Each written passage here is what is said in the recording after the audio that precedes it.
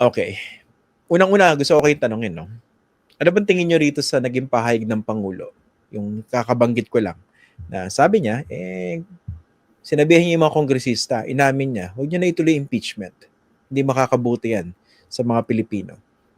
Despite that, nag-file kahapon Monday. Pero anong tingin nyo rin sa sinabi ng Presidente? Paano makaka-apekto yun doon sa impeachment process?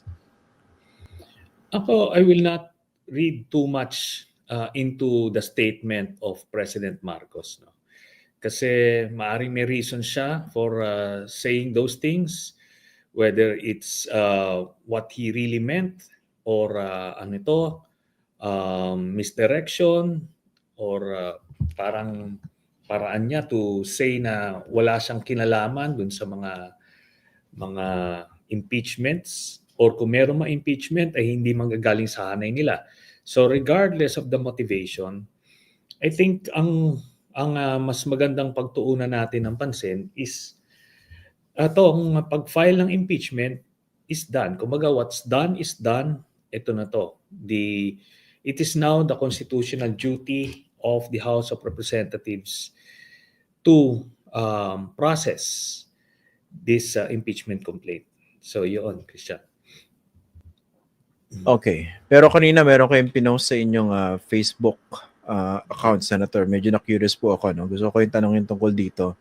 Ang sabi nyo, hindi po ito madali. Hayok sa kapangyarihan ng kalaban.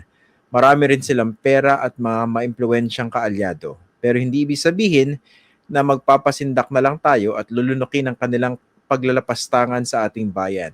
No way. We will stand up for what is right, and with enough support from the people, we will win this fight. Tapos #impeach Sara. Ano po ba yung hugot o pinanggagalingan nitong mensahe na ito?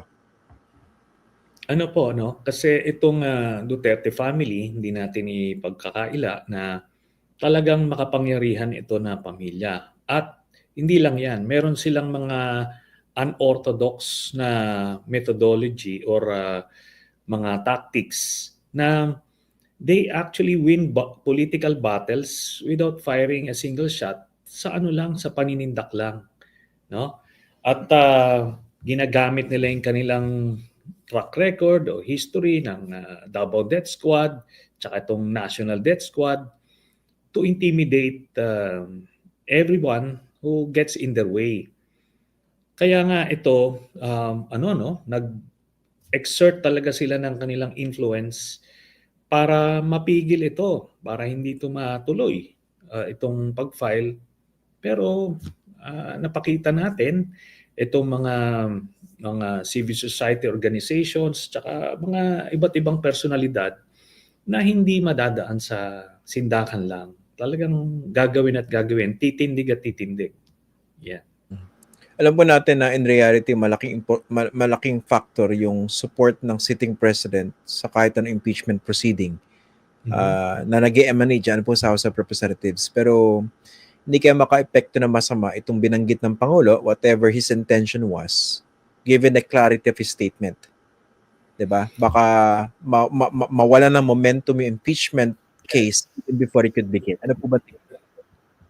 Palagay ko, nung sinabing statement na yun, wala pang impeachment. That was supposed to preempt anything. Pero, since meron ng impeachment complaint na na-file, bagong dynamics na naman ito.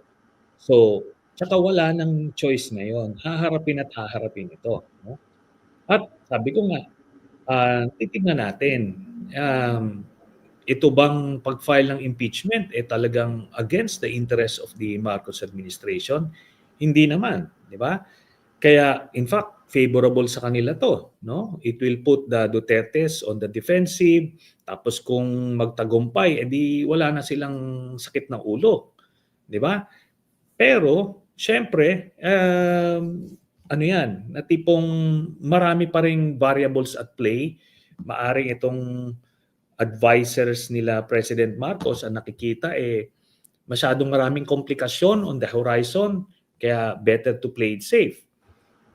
Pwede naman yon, no? May mga advice na ganon, and for somebody like President Marcos na may aversion siya sa conflict at confrontation, maaring ganun talaga yung kanyang instincts. Pero all of that moot and academic kasi meron nang kinakaharap na impeachment at duty bound sila to confront this issue head on. Okay. Kasi isa ko iniisip dito, no? Baka magamit din na excuse ng ibang mga kongresista o even mga senators eventually kung isampa yung impeachment complaint diyan sa Senado bilang isang impeachment court. Baka magamit ito ng mga politiko lalo mag-eleksyon para mas magdili-dali sila o mamangka sa dalawang ilog. Pwedeng sabihin nila, sinabi ng presidente publicly ayaw niya ng impeachment pero itinuloy pa rin Kaya medyo hindi kami susuporta. Para at least nandun pa rin sila sa good graces ng mga Duterte kung sakali malakas pa rin si Sara after 2025. What do you think po? Maari, no? Maaring ganyan, Christian. Pero yung sinasabi mong situation, kung ano lang tayo, we will sit on our hands, no? Kung wala tayong gagawin. Kasi itong impeachment trial, ano ito, no? This is a political exercise. This is a battle for the hearts and minds of the people. And alam naman natin, historically, ang mga politiko sumusunod sila sa agos ng or pulso ng taong bayan. Yun. And doon kami confident na just give this a chance to play out, lalabas at lalabas yung ebidensya na magkukumbinse sa taong bayan and therefore sa mga politiko na karapat-dapat nang matanggal sa pwesto si Sara Duterte. So we're confident that the evidence alone will convince the administration, congressmen and senators, and the people.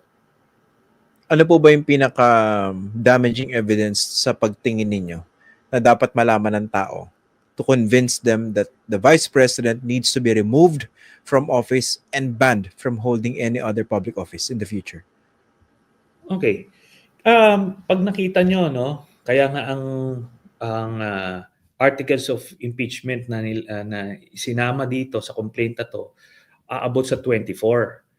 Ngayon, marami kasing mga analyst na nagsasabi na dapat kinontian na lang para mag-focus doon.